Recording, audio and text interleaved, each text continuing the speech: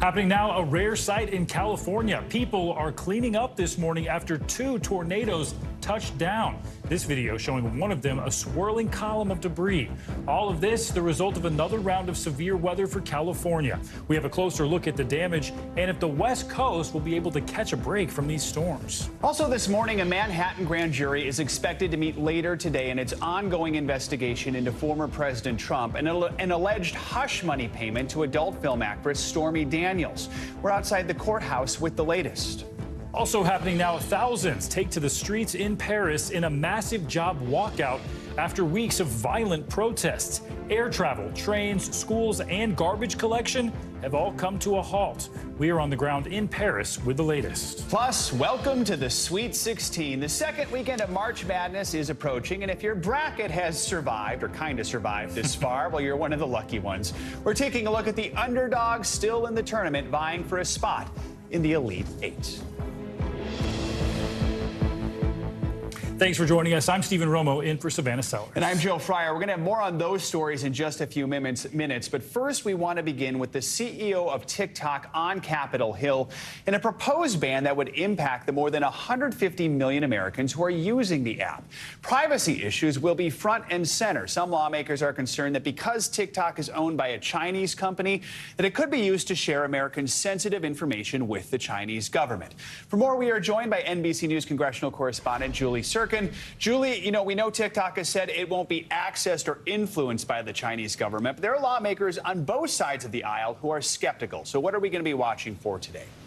Yeah, I don't think most lawmakers are buying that argument, despite the charm offensive that the TikTok CEO went on before his testimony this morning, the first time he's appearing before Congress. And look, this panel, the Energy and Commerce Committee, is led by Republicans. It has 50 members, so this is going to be a marathon hearing with all sorts of topics. There's not going to be this precise focus on one topic or another. But at the top of lawmakers' concerns on both sides of the aisle is, frankly, the issue of national security. And we saw TikTok influencers descend on Capitol Hill yesterday, some of them saying that they make their livelihoods using the app. One woman shared that 95% of her business actually comes from the platform. But at the end of the day, they were joined by 3 progressive lawmakers. They have their support. But look, President Biden, Democrats leading the charge on a bill banning TikTok altogether, are pushing back on that. And they're saying the national security implications outweigh anything else. And that includes political support for primarily Democratic candidates that we've seen through the app, not only in the last election, but also surrounding all of these major issues like abortion rights. We've talked about lawmakers' privacy concerns, but many have also said they're worried TikTok could be used to spread misinformation in the U.S. We've got a big election next year. What are you hearing from lawmakers? Do we expect that to come up today? It's certainly going to come up. Look, the CEO is going to say they're making some changes to their platform to make sure that doesn't happen. But at the end of the day, TikTok's parent company, ByteDance, is owned by China. It's operated by the Chinese Communist Party, the government there. And look, Jamal Bowman, the congressman who went up there yesterday and stood up with these influencers to lobby in support of keeping the app, he said, what's the difference between Facebook's misinformation in 2016? And I was talking to some intel sources here on Capitol Hill who pushed back on that. They said that's apples to oranges. You can't compare those two things because at the end of the day, Facebook, Twitter, Instagram are all U.S.-based companies. They're all monitored by the U.S. government and not the Chinese government, which is what we're seeing with TikTok here. All right, Julie on Capitol Hill, thank you so much. All right, now to California, where 2 tornadoes have ripped through the southern half of the state. A twister touched down for 3 minutes in Montebello yesterday, leaving a path of destruction that officials say caused damage to several buildings and cars. The National Weather Service later classifying that storm as an EF1, saying it's the most powerful twister to hit LA's area in 40 years. This, as many Californians are still recovering from heavy rain and snow that caused some extreme flooding in that state. We're bringing you full weather coverage this morning. We have meteorologist Michelle Grossman standing by with the forecast. But first, let's head to NBC News national correspondent Miguel Almaguer, who is live in Montebello, California, with more on this. Miguel, good morning to you. So tornadoes in LA, that's pretty rare. And this is all on top of the unusual weather California's been seeing recently. So how are things looking now? Yeah, that's right, Stephen. This is part of the 12th atmospheric river that we've gotten this season. As you can see here, the damage here is extensive at this office park here. This tree was ripped apart. This was an EF1 tornado. The wind speeds were well over 100 miles an hour. It damaged some 17 buildings. 11 of them were red tagged. The path of destruction is about a half-mile long and about 50 yards wide. So fairly small, but still a very serious tornado. It's incredible. Nobody was hurt here, and many people who were here had never seen a tornado in their lives before. Here's what the National Weather Service told us a short time ago. In particular in California, tornado is very highly unusual. However, if we look over a broader area of Southern California, or California in general, we do tend to see a number of tornadoes occur really each year, especially in the winter and early springtime, when strong Pacific storm systems move onshore and create favorable conditions. So they certainly do happen here, Stephen, but the problem, we're just 8 miles away from downtown Los Angeles, not far away, and it's something that folks here have never seen before, at least in their lifetime, Stephen. Wow, it's a pretty incredible video there as well. And Miguel, we know this is the second tornado to hit Southern California. The first was on Tuesday. What's the latest on the damage and injuries there? Well, the damage in Carpinteria, which is closer to Santa Barbara, was not that extensive. More of the damage was here. I'll just walk through this area so you can see kind of what happened. And this is similar to what happened in Carpinteria. There was trees that were uplifted from their roots, and there was windows damages, and also cars that were kind of flung and hit by debris. But for the most part, the damage was fairly contained. There was more damage at this location. The wind speeds were much stronger here. But again, it's just something that Californians don't typically see, and homes here are just not built to withstand tornadoes, Stephen. And just after they're dealing with all of that flooding. All right, Miguel, thanks so much. Let's bring in meteorologist Michelle Grossman for more on the severe weather alerts that are hitting the south right now. Yeah, Michelle, good to see you.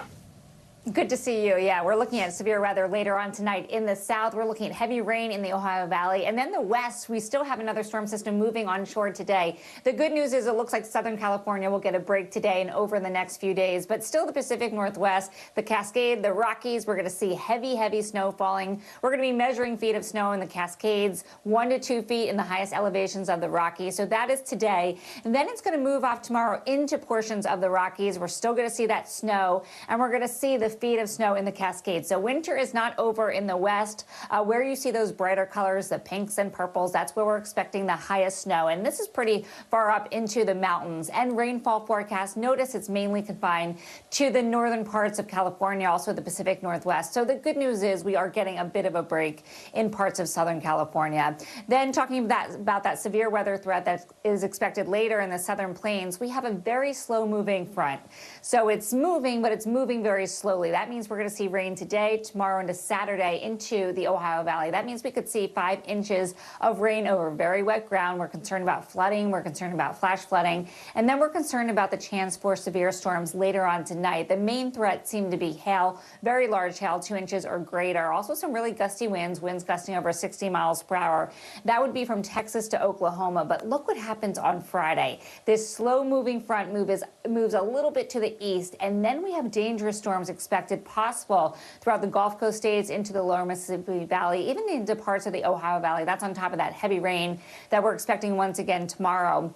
And we could see some strong tornadoes. That's a concern for tomorrow. We could see winds gusting up to 75 miles per hour and some really heavy rainfall. By Saturday, we're going to pull in some cold air from Canada. That's going to bring some snow for parts of the Midwest, the Great Lakes. And then it's going to be a soggy start for the Mid-Atlantic and the Northeast to kick off our weekend. We'll dry it out, though, later on Sunday. Here's a look at the flooding risk as we go throughout Saturday morning, where you see that pink reddish color, that color from Cincinnati to Evansville, Poplar Bluff, even Joplin. We are concerned about flash flooding. And this is not just today, it's tomorrow and it's through Saturday, because we're going to see those rounds of rain coming through and even some storms. And then we're looking Oklahoma City to Abilene, Brady down to Del Rio. This is where we're expecting the chance for severe storms tonight. Guys, again, the greatest risk would be hail and also the winds, the threat for gusty winds. Back to you. All right, Michelle, thanks so much.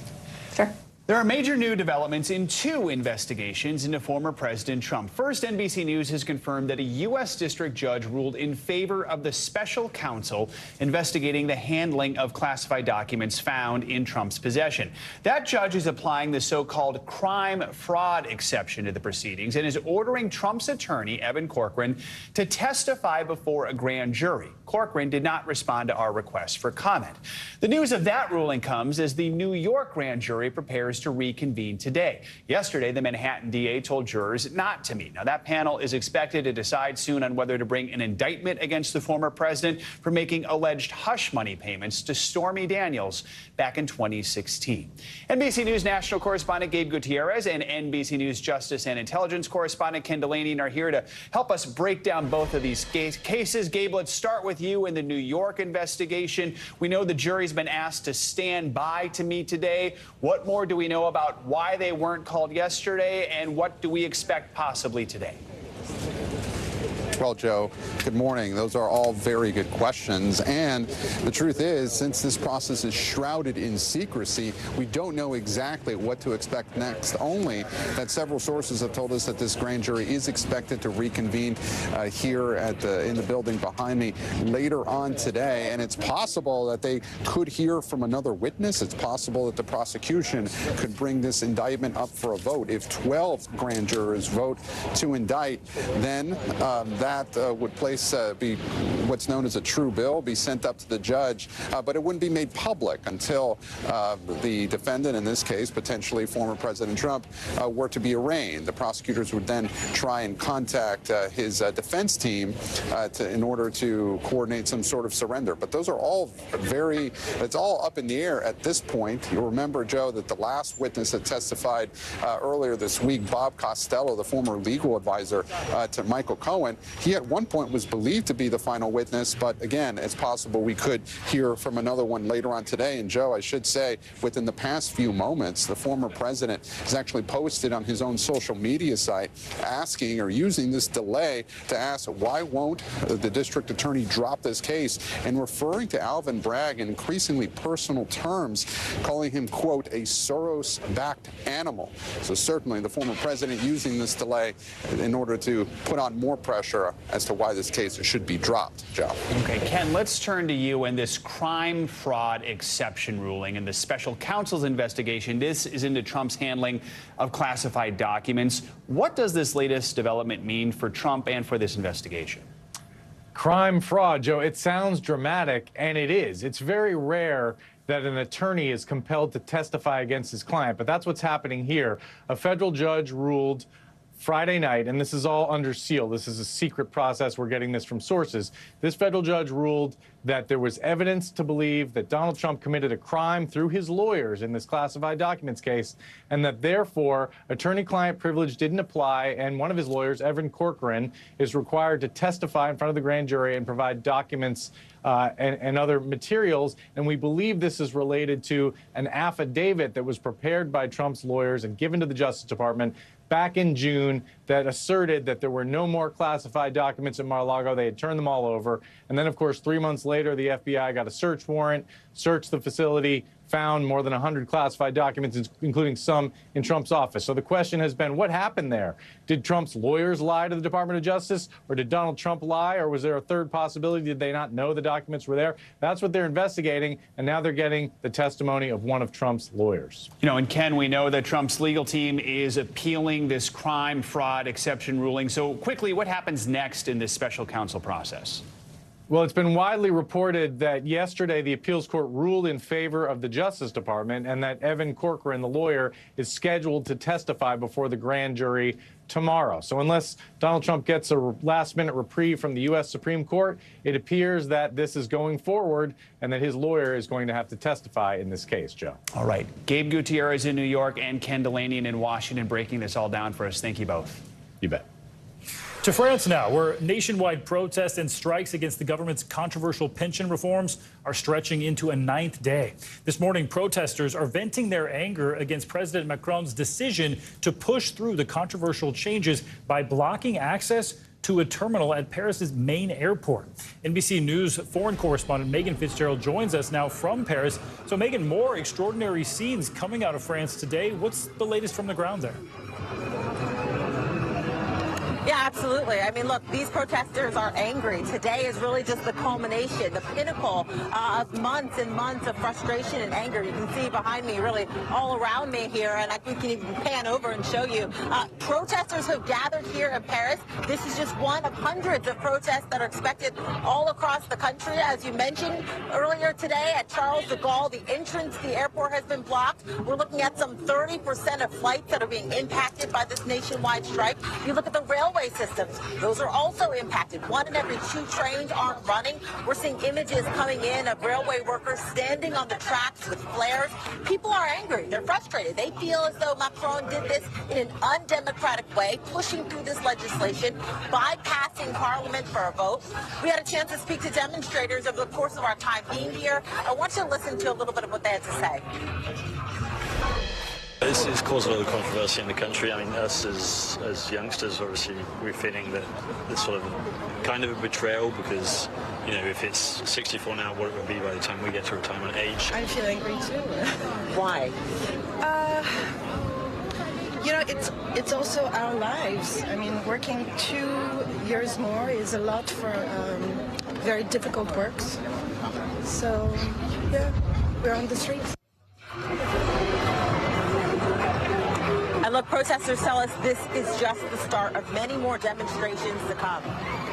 Wow, incredible fallout from the protests already, Megan. So President Macron defended his position for the reform plans in a TV interview, a pretty rare thing for him. What did he have to say? Yeah, you're absolutely right. What we saw yesterday in this interview is Emmanuel Macron really just doubling down. He was defiant. He was defending his position and decision to push through this legislation, bypassing that vote in Parliament. He went on to say that he didn't want to do this, but it was something that he had to do because the current pension system is in jeopardy of running a deficit. It's in jeopardy of going bankrupt. He also said that his only regret here is that he didn't convince the people. But, you know, I mean, if you take a look at what's happening here, I mean, you've got an entire country that's frustrated and angry. Some 70% of French citizens disagree with what he did. You've got Parliament that's angry. Members of his own party that are also upset.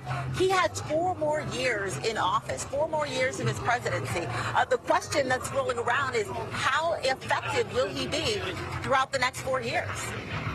A lot yet to be seen. All right, Megan, thank you. Turning now to yesterday's decision by the Federal Reserve to raise interest rates again. Despite the recent turmoil in the banking sector, the Fed pushed ahead with its quarter-point rate hike as expected. Chair Jerome Powell said the path to bringing inflation down would be a long and bumpy one, but he also signaled that rate increases are nearing an end. We believe, however, that events in the banking system over the past 2 weeks are likely to result in tighter credit conditions for households and businesses, which would in turn affect economic outcomes. It is too soon to determine the extent of these effects, and therefore too soon to tell how monetary policy should respond. As a result, we no longer state that we anticipate that ongoing rate increases will be appropriate to quell inflation. Powell also said the banking system was, quote, sound and resilient, but acknowledged more needs to be done to prevent collapses like what happened with Silicon Valley Bank.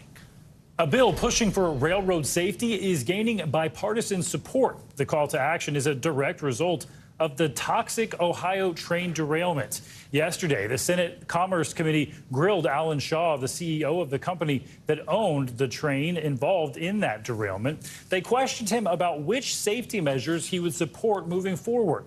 Shaw had mixed responses, even refusing to endorse some parts of the Railroad Safety Act of 2023. Lawmakers hope the bill could hit the Senate floor as soon as next month. New this morning, the Securities and Exchange Commission is coming for Hollywood over crypto. Several well-known celebrities, including actress Lindsay Lohan, singer Neo, and online personality Jake Paul, have agreed to shell out more than $400,000 to the government. It's all part of a settlement alleging that they promoted cryptocurrency investments to their social media followers without disclosing that they were being paid to do so. Now, it's important to note that as part of the settlement, these celebrities did not actually admit to doing anything wrong, but did not deny the allegations against them either. And turning to the skies this morning, where an off-duty pilot is being praised for jumping into action on board a Southwest flight out of Las Vegas. The Southwest pilot suddenly fell ill during the trip to Columbus, Ohio. That's when the off-duty pilot took over communication control to alert officials about the status of that plane. Let's take a listen to some of that conversation. The captain became incapacitated while en route. He's in the back of the aircraft right now with the flight attendants, but we need to get him on an ambulance immediately. Wow, so calm as well. According to the FAA, the flight was rerouted back to Las Vegas without incident. The status of the pilot's condition is not clear right now. Southwest has not released any new information on that case. The Sweet 16 is here, and this year's NCAA men's tournament is truly living up to the name March Madness. Yeah, safe to say most brackets are pretty much busted right now, thanks to the underdogs still fighting for a spot in the next round. NBC News correspondent Sam Brock joins us now from Boca Raton, Florida, the home of one of those underdogs, Florida Atlantic University. Sam, good morning to you. So what's on tap for tonight when the regional semifinals get underway? Who's in action? Yeah, Steve and Joe, good to be with you. Those brackets get busted before you even submit them, right? This is an exercise in futility, as we've all been through so many times. In terms of what's going on tonight, you talked about FAU. We're going to get to their game in a second against Tennessee. That's a big deal for a reason off the court. But first, the number one seeds who are left, you start with 4, right? You're down to 2. That's just the University of Alabama and Houston that are still competing. You got to consider them the favorites at this point. Gonzaga and UCLA also have very strong squads. They played in the Final Four just a couple of years ago. They are doing battle tonight as well. So a lot of eyeballs on that. But my favorite game for this evening is the FAU Owls, as you just mentioned, Stephen, against the Tennessee Volunteers. The athletic directors for those 2 universities are brothers, and Tennessee just beat Duke. Their dad was the athletic director at Duke for years. So this is truly a family affair. Neither one of them was necessarily expected to get to the Sweet 16, but here we are. Now, we spoke with Danny White, who is the athletic director for Tennessee, about what this means in terms of their intra-family rivalry. Here's what he told me. For any program, getting to the Sweet 16 is an unbelievable accomplishment. We're so proud, regardless of who we play. And if anything, in all seriousness, it's a little awkward. I've been a huge FAU basketball fan all year. We've been watching Brian's team every time we can when they're on television, and we're not playing at the same time. And so, the most dangerous thing I might do is get in our coach's ear on a scouting report, because I know more about his roster than probably anybody we've played so far. But we're really proud to be in Sweet 16 for sure. And just to be clear, they are all rooting for each other. But, guys, there's about 20 family members on a text thread, and I'm told that it goes silent when these 2 guys play each other because they don't know what to say or who to root for. Sam, we got about 30 seconds here, but we want to talk about the women's tournament. Their Sweet 16 gets underway. What should we be watching out for there? South Carolina has not lost a basketball game, guys, in a calendar year. So they are the favorites in this field. They play tomorrow night, but it is also noteworthy that the University of Miami Hurricanes, they just upset Indiana. You also have Ole Miss playing tonight. They upset a number 1 team as well, Stanford. So really a bunch of upstarts on the women's side. Very exciting for the University of Miami. They now have the men's and women's teams in the Sweet 16 simultaneously. So buzz in South Florida, but South Carolina, the Gamecocks, watch out because they have been a force for a couple of years now, guys. I like your idea. Just don't even bother with the brackets anymore. They're just going to be busted anyway. Why? Yeah, why do we do it? Exactly. Sam, thanks so much. Coming up on Morning News now, taking to the streets, mass protests in Israel this morning over plans to weaken the country's Supreme Court. We'll have the latest on the ground, plus what this proposal would mean for Israelis. That's in just a few minutes. Plus, dire warnings about the fast-growing world of AI. The dangers experts say could come if we rely too much on that technology. That's later this hour. Welcome back. Israel's parliament has ratified a law that makes it more difficult to ouster its prime minister. Now, critics say the move is aimed at shielding current prime minister Benjamin Netanyahu from any fallout related to his corruption trials. The law is the first of several that make up the far-right government's controversial judicial reforms, which have sparked widespread protests. NBC News foreign correspondent Raf Sanchez joins us now from Tel Aviv. Raf, what's the latest, first of all, on the protests where you are right now? What's the atmosphere like? Well, Joe, if it is Thursday in Tel Aviv, it is mass protest day. And just to give you a sense of the geography here, this is normally one of the busiest intersections in the entire city. But you can see protesters have turned it into a drum circle. It is just a sea of blue and white Israeli flags as far as the eye can see. I want to show you some of the signs that we've got here in the crowd. This one is a reference to, it says, Ben Gvir, criminal minister. Now, Ben Gvir is one of the most extreme far-right members of Netanyahu's government, and he's one of the people the protesters here are most concerned about. And I'll tell you, Joe, we have seen a very wide swath of Israeli society represented here today. We saw earlier a crowd of women dressed in the outfits of The Handmaid's Tale, those bright red outfits, because they're worried about women's rights. We've seen members of the LGBTQ community. And interestingly, we've also seen a lot of military veterans, military reservists who are taking to the streets in these protests, Joe. And the pictures we're looking at on the left of the screen right now are a live picture of the protests taking place right now. Raph, let's talk more about one of the things they are protesting, this new law related to the prime minister. What is it? Why are critics so worried about it?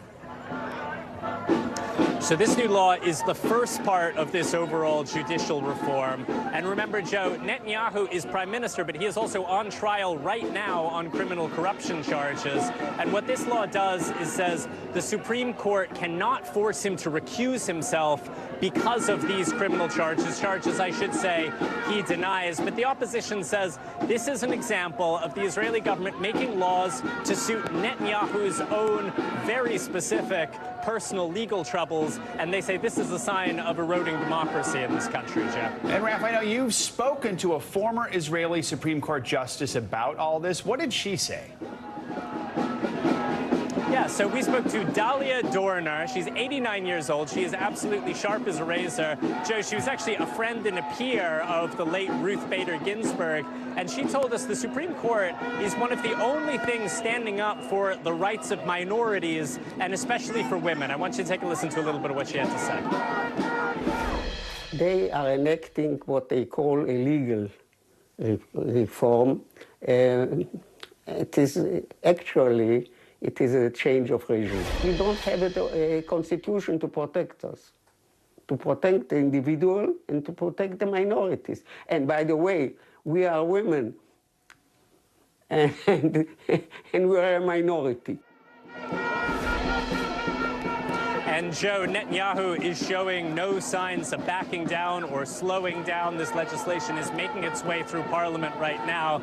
But these protesters say they will stay on the streets for as long as it takes to protect the Supreme Court, and they say protect their democracy. Joe. All right, Raph Sanchez reporting from the protests in Tel Aviv. Raph, thank you so much. New this morning, authorities in Colorado are confirming the teenager suspected of shooting 2 adults at a high school in Denver has been found dead. Police say 17-year-old Austin Lyle was found about 50 miles from where this shooting happened. He had been under a safety plan and had agreed to be patted down every morning. Well, 2 school administrators, Gerald Mason and Eric Sinclair, were shot as they were performing a safety search in front of the school. Officials say both are expected to survive. President Biden is kicking off his long-awaited visit to Canada today. Yeah, this trip marks the president's first official visit to the close ally and neighbor since his inauguration in 2021. NBC News White House correspondent Monica Alba joins us now from Ottawa, Canada, with more on this. Monica, good morning to you. So if you would walk us through the president's plan for this trip, what are we expecting there? Yeah, typically with most presidents in the last couple of decades, Stephen and Joe, Canada would be the first foreign trip that they would make. Certainly, it was President Joe Biden's first phone call after he was sworn into office to stress the importance of this relationship. And there are really a ton of issues on the agenda here to discuss when the president and first lady arrive later tonight. They will be meeting with the governor general here, and then they will be sitting down with Prime Minister Justin Trudeau and his wife, Mrs. Sophie Trudeau, to talk about a litany of things. And we got a little bit more perspective, again, on the importance of this bilateral relationship from White House spokesman John Kirby yesterday. We're going to talk about our 2 democracies stepping up to meet the challenges of our time. That includes taking concrete steps to increase defense spending, driving a global race to the top on clean energy, and building prosperous and inclusive economies. They will also, of course, be talking about migration. We've seen those reports in the last couple of weeks. On the northern border specifically, you see Mexican migrants who fly all the way up here to Canada to cross into the United States. And then you also saw Admiral Kirby there mention defense spending. The president and prime minister are going to be talking also about NORAD in the context of those aerial objects that were shot down in the last month or so. Remember, all of that happened over the Yukon in one case and then over Lake Huron. And it really was a major coordination strategy between the U.S. and Canada to deal with those flying unidentified objects that we still don't have a lot of information about. You know, Monica, another issue we know the two leaders have been debating is a U.S. proposal to send a specialized armed force to Haiti to help that country's police restore order. Can we expect any announcements on that during this trip? It's possible, and this is something that really has been discussed between the two leaders and also was a big topic of conversation at the North American Leader Summit in Mexico City in January, where the U.S. actually asked Canada to take the lead on this issue, which is something that Canada is a little bit hesitant about because they're not sure they want to put their own boots on the ground or additional personnel in Haiti. Of course, there has been a major rise in kidnappings, in violence, and so they want to have a more constructive dialogue here about what would be most helpful. You see there just some statistics about the latest gang violence and something, of course, we've seen with kidnappings that have really escalated again in recent months and years. So Canada wants to ask the U.S. to maybe come up with some other options that could be more ideal, they feel, and they, as the U.S. continues to really exert that pressure for Canada to take a bigger role on the global stage when it comes to Haiti. All right, Monica Alba in Ottawa. Monica, thank you. All right, more international headlines now. Prince William made a surprise trip to Poland. NBC's Ali Arouzi joins us from London with that and other world headlines. Ali, good morning. Good morning, Steve. That's right. Prince William made a secret surprise visit to a military base in Poland, close to the Ukrainian border, to thank troops for defending freedoms. He told British soldiers, "Thank you for all you're doing here." Prince William's visit to the southeastern Poland was kept under wraps over security concerns until he left and arrived in the capital, Warsaw, where the heir to the throne also visited a Ukrainian refugee center.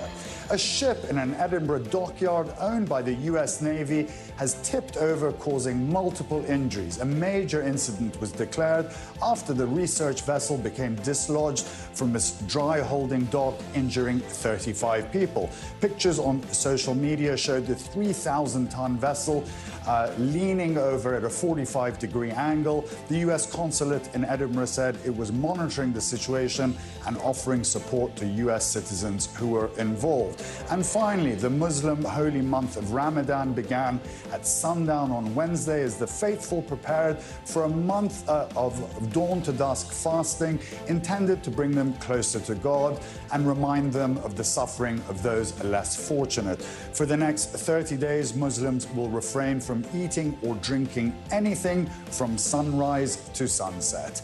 And those are your international headlines, guys. All right, Ali Arouzi, thanks so much. Coming up, legal woes mounting for former President Donald Trump. Up next, we're going to break down the various cases that he is now facing.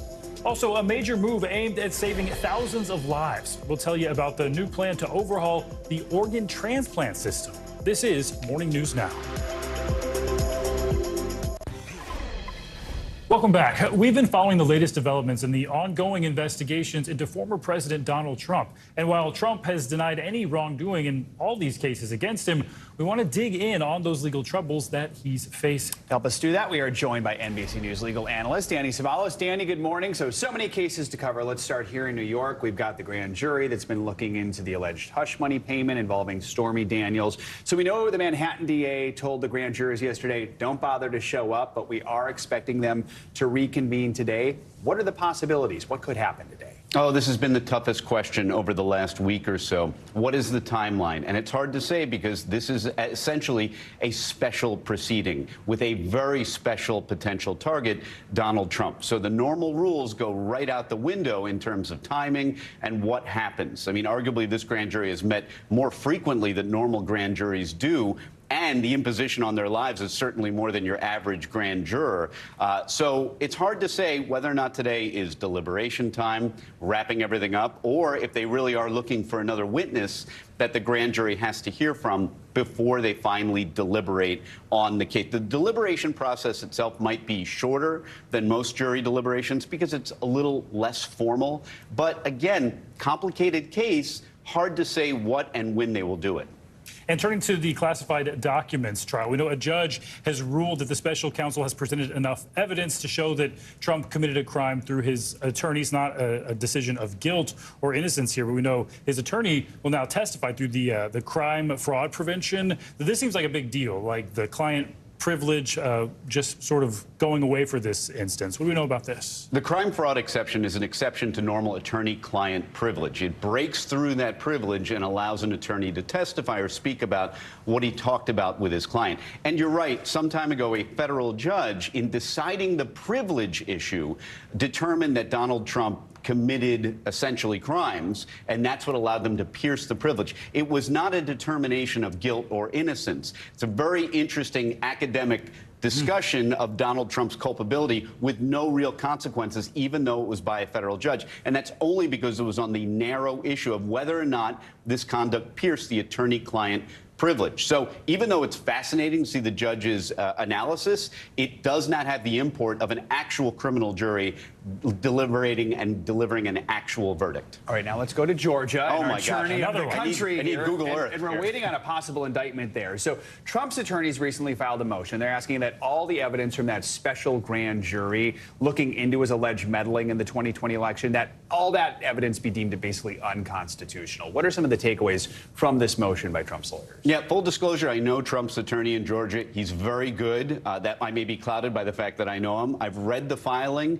I don't find it incredibly compelling. It speaks much of constitutional vagueness. That's the idea that if a law is vaguely written, we can't figure out what it means, and therefore it's unconstitutional. Well, paradoxically, that motion itself seems a little vague to me because I'm not entirely sure, other than saying it's generally unconstitutional, and the parties involved gave too many interviews to press, whether it be the foreperson or the judge, and Fani Willis herself. Other than that, I don't think it's likely to be successful, but it raises some interesting issues for appeal if it ever gets to that. And remind us, with that one, we're basically waiting for the DA to decide whether to go for an indictment here, right? Right, exactly. I mean, that whole grand jury process in Georgia was almost, you could argue it was unnecessary because the report they issued was ultimately just advisory. Fani Willis could have ignored them, never gone to them, and just gone to an indicting grand jury without dealing with them. That signals to me she's looking to paper the file and create a history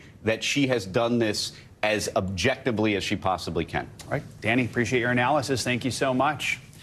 The Biden administration announced its plans to overhaul the nation's organ transplant system, aiming to shorten transplant wait times and address racial inequities. NBC News correspondent Kristen Dahlgren has the details. LQ Goldring is one of 104,000 people waiting for a life-saving organ transplant. You don't even know the half of what the physical and mental pain that I have to hold on to every day and try to smile through it. Living with kidney disease since 3, her first transplant failed in 2015. She's been waiting for a replacement ever since. Is the system broken? Oh, yeah. The wait list here in Kentucky is 5 years. I've been waiting 7.5. The federal government announced plans to revamp that system, seeking to more than double its funding and inviting competition to the United Network for Organ Sharing, or UNOS, which has long been the sole manager of the nation's organ donations. Part of that agenda is making sure that life-saving organs are getting to people when they need them, as quickly as they need them, and that we need to build an infrastructure that supports that. 17 people die every day waiting for transplants. The system has long been criticized for long wait times, damaged and discarded organs, unequal treatment of minority patients, and outdated technology. When you order a toothbrush on Amazon, they can tell you minute to minute where that toothbrush is. Well, that's not been possible for organ transplantation, even though we think that what we do is considerably more important than ordering a toothbrush. UNOS says it is committed to reforms, saying, "We welcome a competitive and open bidding process for the next contract to advance our efforts to save as many lives as possible, as equitably as possible. Reforms won't go into place right away as the government works with experts and organizations to design the revamp. But for LQ, So I'm just waiting and with a smile, just waiting every day. it gives her hope that she'll get the call for her transplant soon. Kristen Dahlgren, NBC News. Coming up, a new warning about the dangers of artificial intelligence. Up next, a watchdog group that's sounding an alarm about the evolving technology. This is Morning News Now.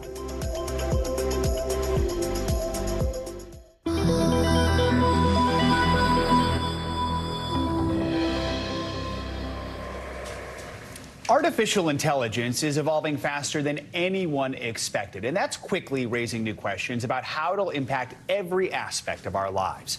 Nightly News anchor Lester Holt sat down with two of the founders of one of tech's most vocal watchdogs to hear their concerns. Recent advances in artificial intelligence, now available to the masses, have both fascinated and enthralled many Americans. But amid all the wows over AI, some are saying wait, including a pair of former Silicon Valley insiders who are now warning tech companies there may be no returning the AI genie to the bottle. I sat down with them for our series AI Revolution. It's hard to believe it's only been 4 months since ChatGPT launched, kicking the AI arms race into high gear. That was like firing the starting gun, that now all the other companies said, well, if we don't also deploy, we're going to lose the race to Microsoft. Tristan Harris is Google's former design ethicist. He co-founded the Center for Humane Technology with Asa Raskin. Both see in AI welcome possibilities. What we want is AI that enriches our lives, that is helping us cure cancer, that is helping us find climate solutions. But will the new AI arms race take us there, or down a darker path? The race to deploy becomes the race to recklessness, because they can't deploy it that quickly and also get it right. In the 2020 Netflix doc, The Social Dilemma, they sounded the alarm on the dangers of social media. We built these things and we have a responsibility to change it. They have an even more dire warning about ignoring the perils of artificial intelligence. It would be the worst of all human mistakes to have ever been made. And we literally don't know how it works, and we don't know all the things it will do. And we're putting it out there before we actually know whether it's safe. Raskin points to a recent survey of AI researchers, where nearly half said they believe there's at least a 10% chance AI could eventually result in an extremely bad outcome, like human extinction. Where do you come down on that? I don't know. The point is, that scares me. You don't know. Yeah. Well, right. Here's the point. Like it's imagine you're about to get on an airplane, and 50% of the engineers that built the airplane say there's a 10% chance that the airplane might crash and kill everyone. Leave me at the gate. Right. Yeah, exactly. AI tools can already mimic voices, ace exams, create art, and diagnose diseases, and they're getting smarter every day. In 2 years, by the time of the election, human beings will not be able to tell the difference between what is real and what is fake. Who's building the guardrails here? No one is building the guardrails. And this has moved so much faster than our government has been able to understand or appreciate. It's important to note the CEOs of the major AI labs, they've all said we do need to regulate AI. There's always that notion that, well, maybe these companies can police themselves. Does that work? No. No. Self-policing doesn't work? No, it cannot work. But doesn't a person ultimately control it? Can I simply just pull the plug? Unfortunately, this is being decentralized into more and more hands. So the technology isn't just run inside of one company that you can just say, I'm going to pull the plug on Google. Also, think about how hard it would be to pull the plug on Google or pull the plug on Microsoft. So what would you tell a CEO of a Silicon Valley company right now? And yeah, you don't want to be last, but can you take a pause? I mean, is that realistic? No, you're right. It's not realistic to ask one company. What we need to do is get those companies have to come together in a constructive, positive dialogue about, think of it like, the nuclear test ban treaty, right? We got all the nations together saying, can we agree we don't want to deploy nukes above ground? The stakes, they say, are impossibly high. But when we're in an arms race to deploy AI to every human being on the planet as fast as possible with as little testing as possible, that's not an equation that's going to end well. We reached out to some of the companies in the forefront of AI development. Microsoft told us AI has the potential to help solve some of humanity's biggest problems, and they believe it's important to make AI tools available with guardrails. Google said they are committed to responsible development, including rigorous testing and ethics reviews. All right, Lester, thank you so much. Financial headlines now, and Apple closely monitoring employees' in-person attendance. CNBC's Silvana Henao joins us with that and other money news. Silvana, good morning. Stephen, Joe, good morning to you. Apple is cracking down further on remote work. Platformer reports the company is closely tracking attendance through employee badge records to ensure people are coming to the office at least 3 times a week. Apple is reportedly giving workers escalating warnings if they don't meet in-person requirements. Within some teams, employees are being told failure to comply could result in termination, although this doesn't appear to be a company-wide policy. Coinbase gets a Wells notice from the SEC warning the crypto exchange could face a civil action over some of its products. The notice signals staffers plan to recommend enforcement action, but it doesn't always result in charges or indicate the recipient has violated any law. The potential actions in this case are likely tied to Coinbase's spot market, its Coinbase Earn, Prime, and Wallet products. And Dunkin' is celebrating the start of spring. The chain is offering a seasonal treat at stores around the Washington, D.C. area, a special cherry blossom donut. It's decorated with pink strawberry frosting and sprinkles to celebrate the National Cherry Blossom Festival, which runs through April 16th. The donut is available through April 25th while supplies last. Dunkin' has also launched new breakfast tacos this week, made with scrambled eggs, melted cheddar cheese, fire-roasted corn, and a warm flour tortilla. And those are available for $2.59, and you can get them all day long, guys. I am hungry. I know. I'm heading to Washington tomorrow. I hope to see cherry blossoms. If not, I guess I'll settle for a cherry blossom donut. You can get the donut and then walk along the cherry blossoms while you're eating the and cherry see if blossom people donut. take pictures of me. Perfect pairing. I'm more of a breakfast taco guy. All right, Silvana, thanks so much. You got it. Well, coming up, it's a skill many drivers just have not mastered. We are, of course, talking about parallel parking. When we come back, more on the challenge that's forcing some states to hit the brakes. You're watching Morning News now.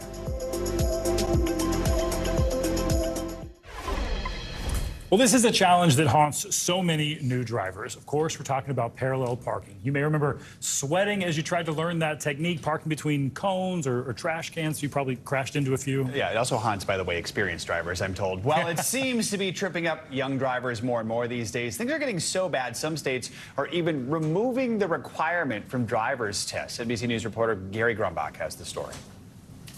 In a city where power and status is everything. Call it the great equalizer. Parallel parking. It's the bane of our existence. And in Washington, D.C., that's not up for debate. If you live in a district, you need to know how to parallel park. Keep my bumper off yours. The district removed parallel parking from their driving tests in 2009.